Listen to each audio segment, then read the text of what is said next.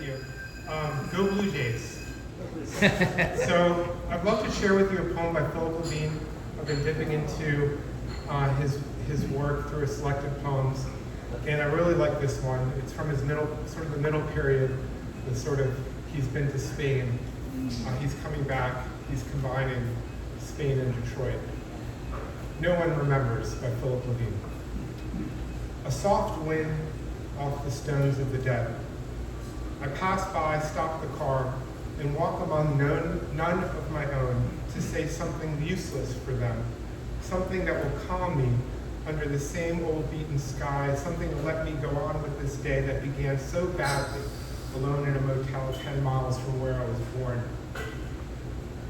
I say goodbye finally because nothing else is here, because it is goodbye, Uncle Joe, big cigar, fist on the ear, nodding surely and coming at me.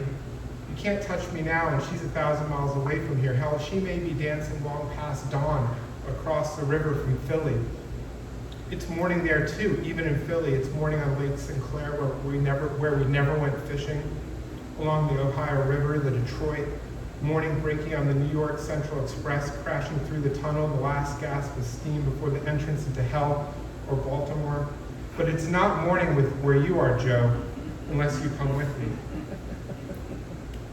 I'm gonna see her today. She'll cry like always when you raise your voice or your fist. She'll be rowed near the window of the ward when I come in. No, she won't be dancing. It's my hand she'll take in hers and spread on her lap. It's me she'll feel slowly, finger by finger, like so many threads back to where the blood died and our lives met and went wrong, back to all she said she might be, woman, promise, sigh, dark hair in the mirror of a car window all night on the way back to Georgia. You think because I was a boy, I didn't hear? You think because you had a pocket full of loose change, your feet on the desk, your own phone, a yellow car on credit, I didn't see? You open your hands like a prayer and die into them the way a child dies into a razor, black hair, into a tire iron, a chain. You think I didn't smell the sweat that rose from your bed? Because you could push me aside like a kitchen chair and hit where you wanted, you think I was a wren, a morning dove, surrendering the nest? The earth is asleep, Joe.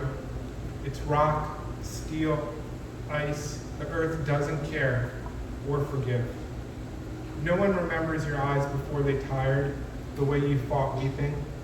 No one remembers how much it costs to drive all night to Chicago, how much to sleep all night in your car, to have it all except the money. No one remembers your hand open, warm, and sweating on the back of my neck when you first picked me up and said my name, Philip, and held the winter sun up for me to see outside the French windows of that old house. No one remembers.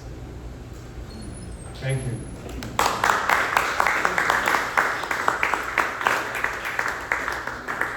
Thank you, Greg, for getting us started. Next, we have Jordan Keeney.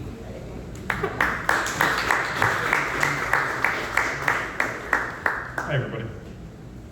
The irony of reading this poem in the shadow of Hopkins is not lost on me, but so it goes. The epigraph is from or I should say is inspired by a university memo that I got this past semester at UMBC when I was taking some classes there. 7% operating budget reduction for fiscal year 2026, and prepare for an additional 3 and 5% in the coming 2. That's 15 million to magic out of educational thin air. This is called the disease. Federal funding cuts, cuts from the state, cuts on neurodivergence arms. The towel is like a bow bent up from the bottom and down from the top. Where are the living among the land of the dead? Those who need it most receive it least. The center cannot hold, this generation must die. Its wealth and softness, self-fulfilling donuts, navel-gazing prophecies. All is backwards, all is wrong. Eat the children to feed the rich, suck the blood and chew the marrow, for the valiant dead and dying. For shame, for shame, for shame.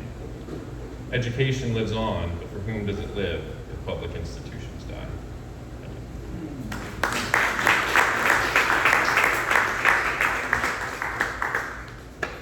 Thank you, Jordan. Next we have Lisa Green Cudek.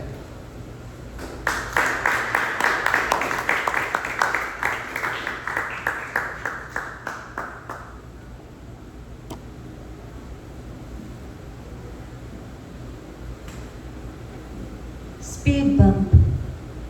Step outside onto the path between home and street. It is 4:30 a.m., the first day of October. Look up. Scores of stars pepper the sky, different degrees of bright and dim, near and far. It is 69 degrees Fahrenheit in Baltimore. Lift your chin. Two fleeting white lines streak the sky, a cloud roadway. Eyelids of houses shudder as humans sleep, tucked away but for the occasional SUV coasting over a speed bump like the slow hand of a clock. The thrum of tree crickets and katydids pulses like an aerial bloodstream connecting tissue of trees, residue of days. Breathe in earth and sky. Stay outside in your stockinged feet, scanning eyes. On the other side of the screen door, your white cat beckons. Pinch this piece between thumb and forefinger. Try to carry it inside.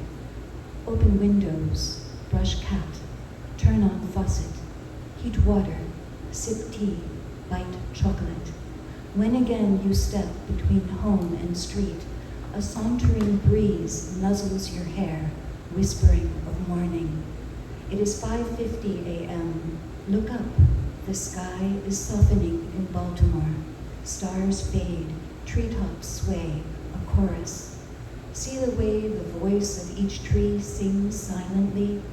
Air nudges deciduous leaves, space swells between branches, currents push, churn, retreat. See that high, wide tree by the house across the street?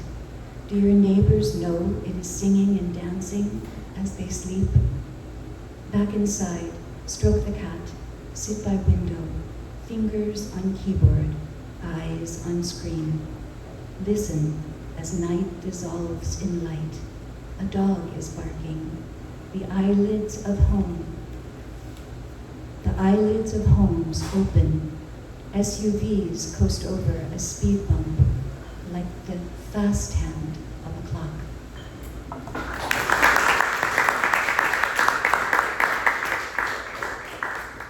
Thank you, Lisa. Next, we're going to hear from our first feature of the day, Samya. And before Emma introduces him, I just wanted to say thank you for making the trip. He's come to us today from Mississippi via Boston to Baltimore, and I really appreciate it. Thank you so much.